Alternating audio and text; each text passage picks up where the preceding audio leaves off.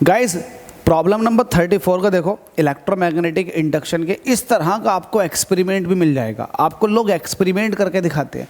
Copper को आपने देखा होगा, कॉपर के अंदर अगर एक कॉपर की ट्यूब है, उसके अंदर अगर मैग्नेट को भेजा जाता तो मैग्नेट बहुत तेज़ी से नहीं जाती, उस कॉपर की ट्यूब के अंदर हल्के हल्के हल्के हल्के हल्के जाती है। ऐसे क्यों?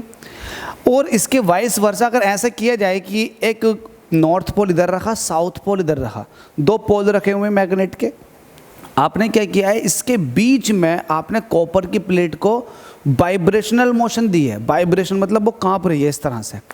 अब होता क्या है, होता ये है जब आप उसको मोशन देते हो, वाइब्रेशन मतलब उसको एक तरह से कंपन देते हो, तो उसके जो वाइब्रेशंस हैं वो घट जाते हैं, डैम्पिंग मोशन हो जाती है। डैम्पिंग मोशन का मतलब ये है कि एकदम से उसके वाइब्रेशंस का कम हो जाना, डैम्पिंग मोशन आ जाती है। अब सवाल ये है कि अगर हम इस कॉपर प्लेट के अंदर कट लगा दें तो तब इनकी डैम्पिंग मोशन पर क्या इफेक्ट पड़ेगा, डैम्पिंग पर क्या इफेक्ट पड़ेगा।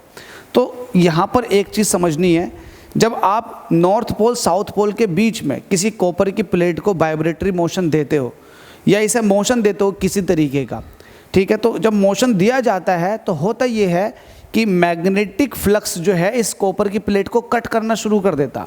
और जब मैग्नेटिक फ्लक्स कॉपर की प्लेट को कट करना शुरू करेगा तो इसके अंदर एडी करंट्स आना शुरू हो जाएंगे। और एडी करंट जब आते हैं तो वो एडी करंट कहीं ना कहीं इसकी मोशन को अपोज करते हैं, मोशन को इसकी रोकने की कोशिश करते हैं। दैट्स वाई अगर आपने वाइब्रेट किया है इसको, एकदम से डैम्प हो जाएगा, ये रुक जाएगा। ऐसा नहीं है कि बहुत देर तक वाइब्रेट करता रहेगा, रुक जाएगा। क्यों रुक जाएगा? Due to eddy current. लेकिन अगर हम इस कॉपर प्लेट के अंदर स्लॉट को कट कर दें तब क्या होगा? स्लॉट को कट करने से कहीं ना कहीं मैग्नेटिक फ्लक्स जो है वो स्लॉट में से ही पास होना शुरू हो जाएगा, स्पेस बन जाएगा। ऐसा होने से जो डैम्पिंग है वो कहीं ना कहीं रिड्यूस हो जाएगी। इट मीन्स अगर आप उसको वाइब्रेट करोगे कॉपर की प्लेट को, वो तो कुछ देर तक वाइब्रेट होती रहेगी, एकदम से डैम्पिंग मोशन नहीं आएगी। क्यों नहीं आएगी? क्योंकि कहीं ना कहीं स्लॉट कट करने से एडी करंट्स घट जाती हैं। समझ गए मेरी बात को? इसको प्रैक्टिकली करने की कोशिश करना। दो मैग्नेट ले लेना, नॉर्थ पोल इस तरफ रख देना, साउथ पोल इस तरफ रख देना और इनको खड़ा कर देना। जब आप खड़ा करोगे फिर इसके इन दोनों के बीच में से आप कॉपर की प्लेट को गिराने की कोशिश करना।